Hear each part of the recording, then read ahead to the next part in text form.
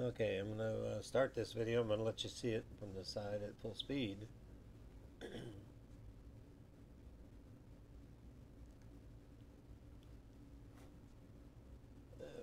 reload.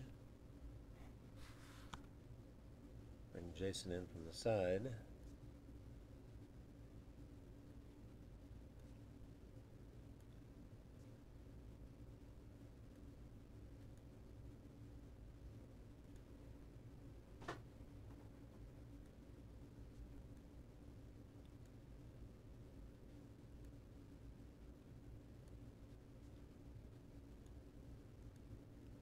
Okay, now you're taller, bigger than Jason is by quite a bit. So some of the things that are, with him and you are going to be very different.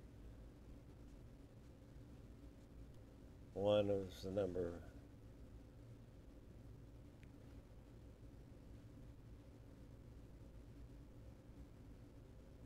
of steps.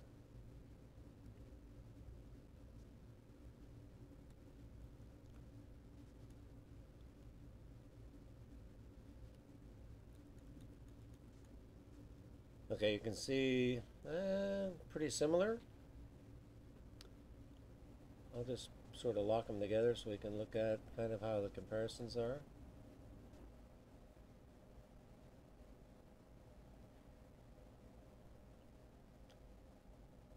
Obviously, Jason starts before you do.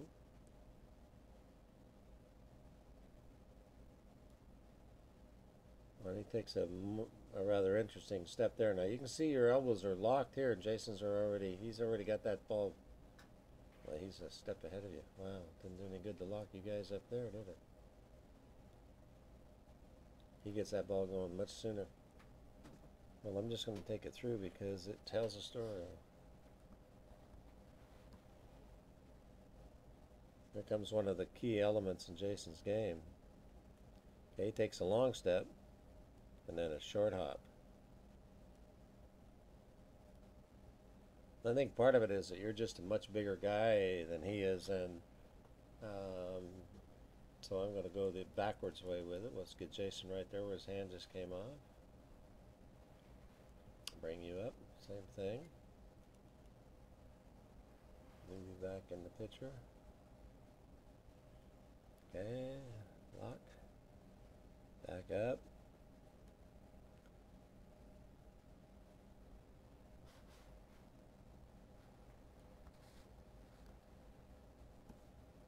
Right, here's what I was talking about with Jason. You can see his is more directly below his arm and elbow here, and he's almost got a 90-degree elbow bend, and you've got maybe an 80-degree or 70-degree. Let's find out what we got here. Okay, hand to elbow to shoulder, 108 degrees. Jason. Okay, here to elbow to shoulder.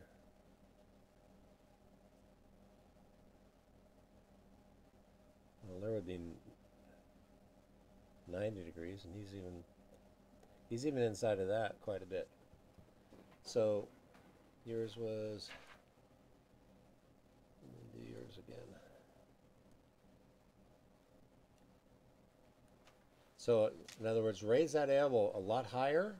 So here's what I need you to do right here. You got to crank on that elbow. We got to get the hips open up. See how his hips are so much more open right now? His knees here instead of in front. These are kind of residuals from the old bowling with your just taking with your one hand. Well, that's a good foot position if you were bowling one-handed. So, okay, what do we got? Okay, if I come down here, 90 degrees would be there. And there's where Jason is. So you can see how much more he bends. That's how he gets the ball under his arm. That's how he does it. You can practice this at home in front of a mirror so you can see it. And in Jason's case, here's that all famous box. It's pretty good. It's not a bad way of describing it. I haven't heard anybody else do that except us. So,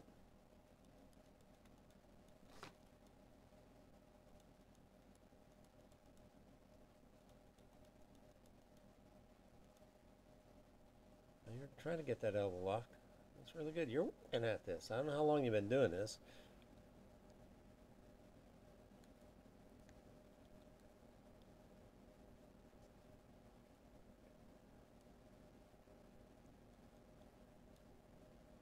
Yeah, you get the ball past your hip quite a bit farther here.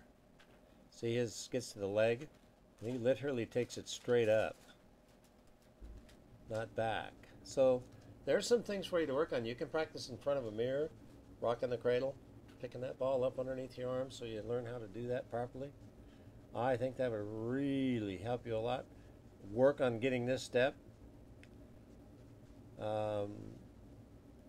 I think that we're going to get some videos with Jason doing a two-step and a one-step. So he's actually going to be standing back like this, and he's going to go 1, 2, and show those last 3 steps, because that's the key to this game. The other thing is when you get the ball down here by your leg, like you have right here, it literally just goes straight up. It doesn't go back anymore. Watch Jason, he just takes the ball straight up. He just like lifts it up an elevator. So some really good things to work on for you. Foot, open your hips, get the bomb and swing, lock that elbow, and extend your arm as far down as you can. You got plenty of rev rate here. You know, you can give that away. And find some better method of sliding. This is not under control. So if you have questions, I know you know how to get a hold of us. I know you're working really hard at this, by the way, and I kind of appreciate the fact that you're tackling something so difficult and brand new to you. It's not an easy task, but neither is one-handed bowling. So done extremely well. Both of them were extremely difficult to do them at the higher level. So anyway, I hope you have some questions, and but that's a lot of work I've just given you. I've given you 6 months worth of work if you just work really, really hard at it. You may be able to do it 1 or 2 or 3 times in a row, but the idea is to get so good at it and repeat it so often you can do it for, 3 games and maybe make 1 or 2 mistakes. And you don't want to make a mistake about every 3rd shot, because it's not going to make such good scores. At any rate, thanks for attending our clinic. It was great to have all you two-handed guys there. I look forward to talking to you in the future.